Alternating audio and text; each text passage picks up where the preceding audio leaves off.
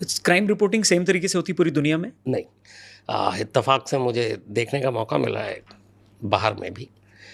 हमारे यहाँ जो बेसिक चीज़ें, क्राइम सीन जिसको प्रोटेक्ट करना, अब आपने देखा होगा ये नया अब चला है कि चाहे एनआईए हो, सीबीआई हो, हालांकि सीबीआई को तो पुराने केस मिलते हैं, पहले पुलिस ही देखती है, तो अब एक वो डू नॉट क्रॉस और ये टाइप की सारी चीज़ें लग जाती हैं। लेकिन कोई भी इसको फॉलो नहीं करता ना, सब क्रॉस करता है अभी भी? अभी भी।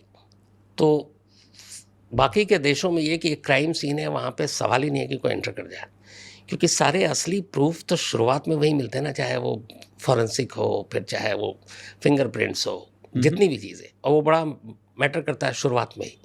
अगर वो सारे सबूत धुल गए तो फिर क्रिमिनल के लिए तो फ़ायदा है।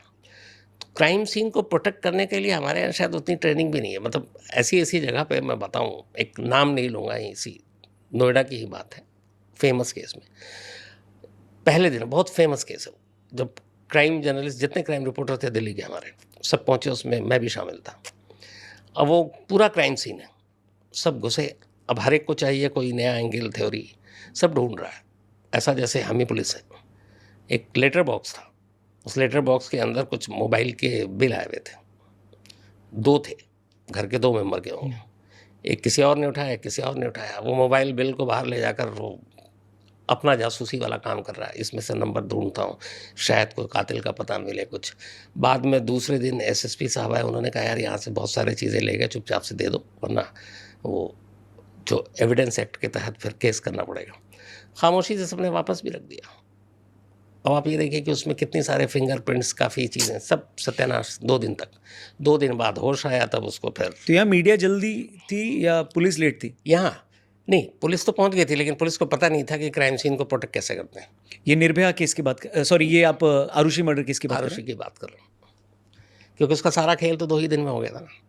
जब पुलिस को यही पता नहीं है कि इस आरुषि केस में, जब आरुषि की पहले लाश मिली, उससे पहले असल में ये हुआ था कि दिल्ली में ऐसे बहुत सारे केस हो रहे थे जिसमें ओल्ड कपल का मर्डर हो रहा था, और कई न्यूज़पेपर लगातार फ्रंट पेज पे स्टोरी छाप रही थी। मुझे याद है वो 2008 मई का ही शायद महीना था। ठीक है। तो कम से कम 8-10 तो हो चुके थे एनसीआर में।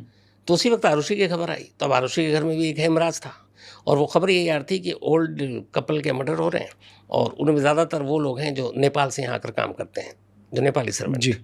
अब इत्तेफाक से हेमराज भी नेपाल का था, तो शुरू में ही ये हो गया कि आरुषि का मर्डर हुआ, नेपाली सर्वेंट हेमराज ने मारा और चला गया। नेक्स्ट डे दिल्ली के नेशनल जितने न्यूज़पेपर हैं, 2 बड़े-बड़े अखबारों में ये